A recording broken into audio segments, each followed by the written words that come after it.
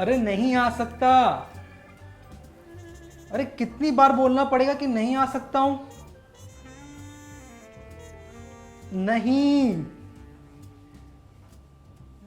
आप क्यों नहीं समझते कि मैं आपसे मिलना नहीं चाहता।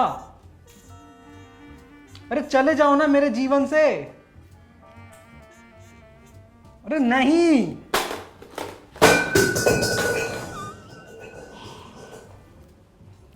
अंकित,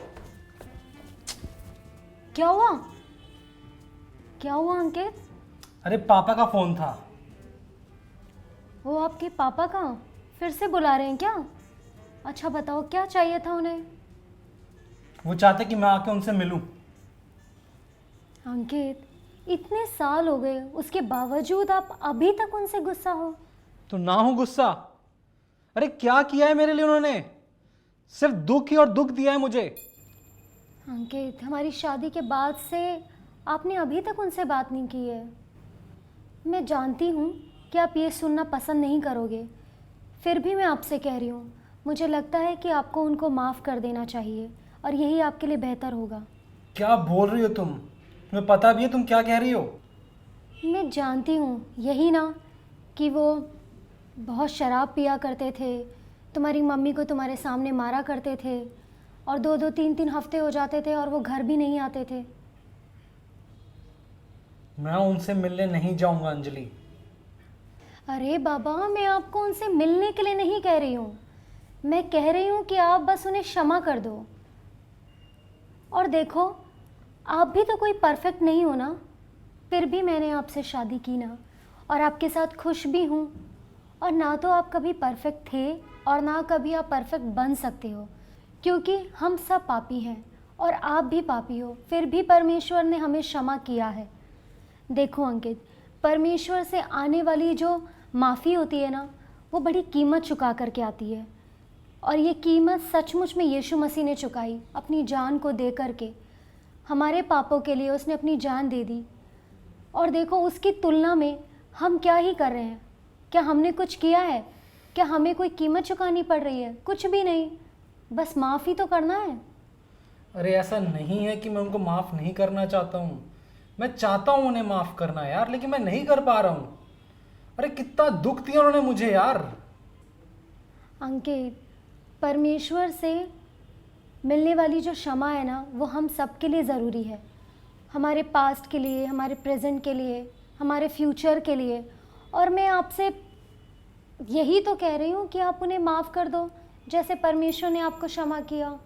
कोशिश तो करके देखो। अरे मुझे डर है कि अगर मैं उनको माफ़ कर दूंगा तो दोबारा वो वैसा ही करेंगे मेरे साथ जो पहले किया करते थे।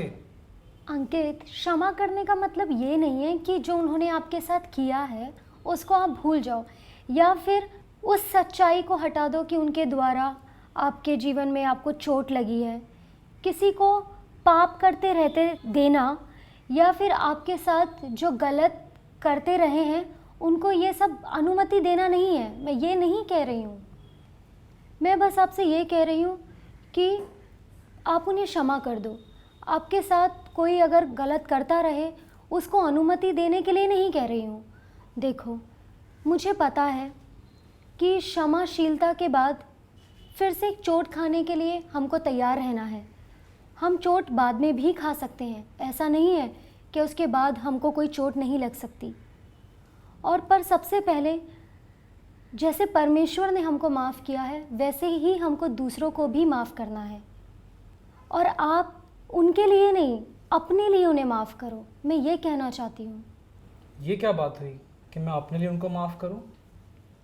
ये क्या बोल रही हो तुम? देखो, परमेश्वर नहीं चाहता है कि हम भावनाओं में बह जाएं।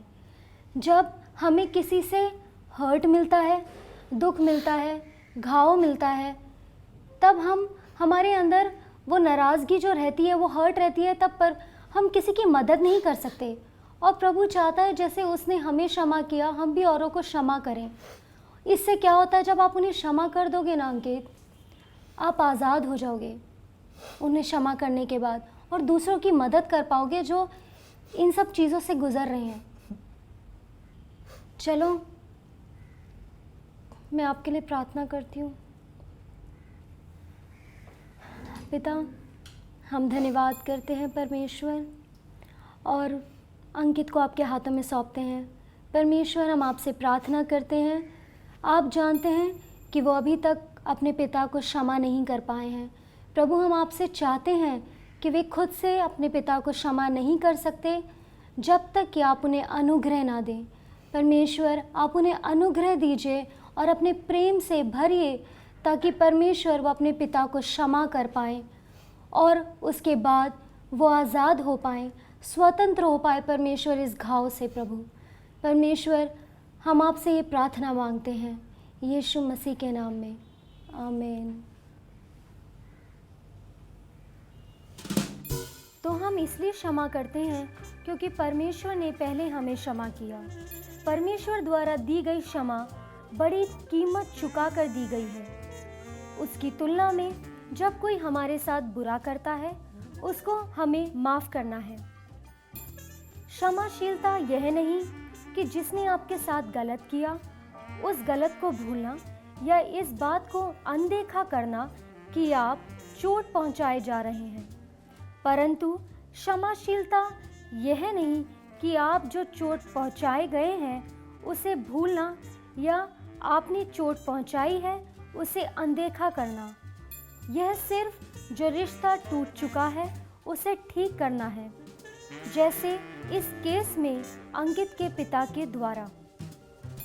मैं कोशिश करूँगा कल पापा को फ़ोन करने की, उनसे माफ़ी मांगने की। शायद परमेश्वर मुझसे यही चाहता है। Thank you so much Ankit.